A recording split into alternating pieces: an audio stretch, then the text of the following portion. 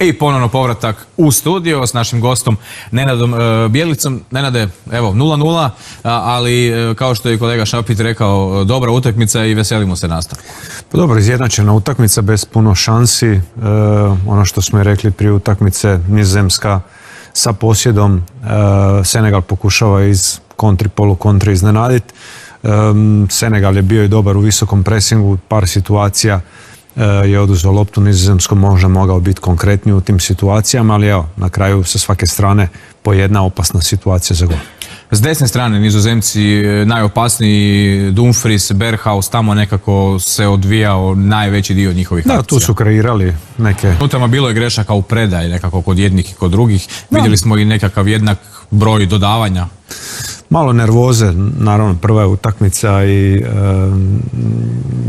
tijekom utakmice rekli smo možda bi jedna i druga reprezentacija potpisali neriješeno, naravno željeli bi pobijediti, ali ni neriješeno im ne bi bilo mrsko s obzirom na protivnike koje imaju do kraja i tako je izgledalo to prvo poluvreme, malo rezervirano i samo da ne izgubimo.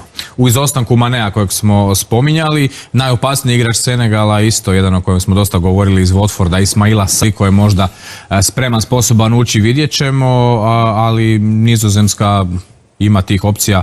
Komentirali smo Bergwijn, Jansen i Gakpo kojeg ste apostrofirali. Da, nisu došli do izražaja nešto pretjerano. Depay poznato da je u zadnje 20 pobijediti i da su možda bolji od Ekvadora, ali nisam baš siguran. Mislim da su to tri ujednačene reprezentacije koje do zadnjeg trećeg kola će se boriti za prva dva mjesta. Dobro, malo još promidžbenog programa pa ćemo se vratiti u studio.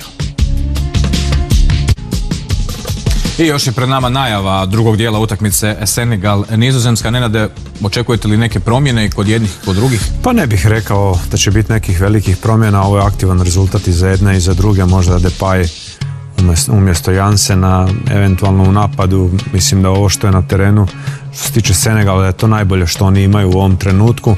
Tako da mislim da neće prerano izbornici praviti promjene. Dobro, hvala vam. Mi se vraćamo na Altu Mamu i komentatoru Marku Šapitu.